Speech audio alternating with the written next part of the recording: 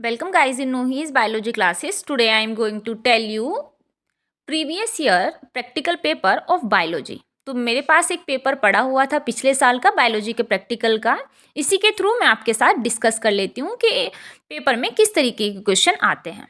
तो आप यहाँ पर देख रहे हैं question number 1, to isolate DNA from plant material.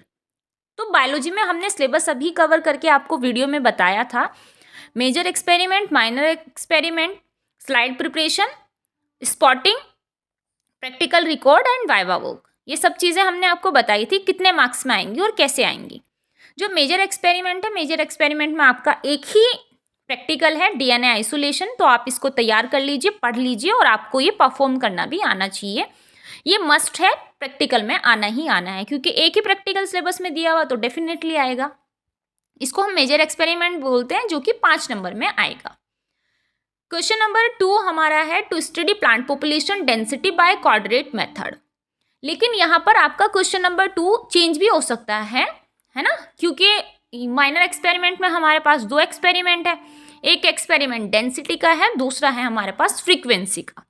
तो यहाँ पे फ्रीक्वेंसी वाला प्रैक्टिकल भी आपको दिया जा सकता है. To study plant population frequency by coordinate method, ये क्वेश्चन यहाँ पर हो सकता है. अंडरस्टूड बेटा.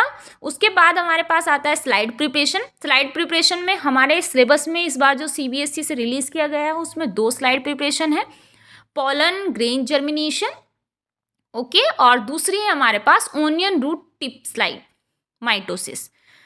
तो यहाँ पर क्वेश्चन में लिखा हुआ है prepare a temporary slide of onion root tip. तो यानी आपको ओनियन रूट टिप मिली होगी और आपको उसमें माइटोसिस की कोई एक स्टेज ऑब्जर्व करके बताना होगा. राइट बेटा.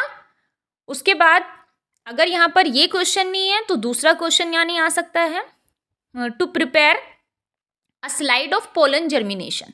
यानी पोलन ग्रेन की जर्मिनेशन की आपको स्लाइड बनानी होगी. और पोलन ग्रेन आपको पता है फ्लावर के अंदर होते हैं, जो कि आपको खुद से निकालने होंगे, अलग करने होंगे.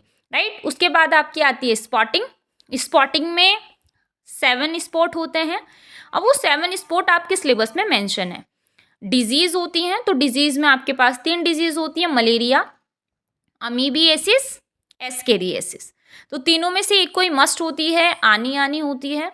उसके बाद आपके पास होती है पेडिग्री और मेंडेलियन ऑर्डर्स होते हैं, लैब के इक्विपमेंट्स होते हैं, उससे भी कुछ रखा जा सकता है.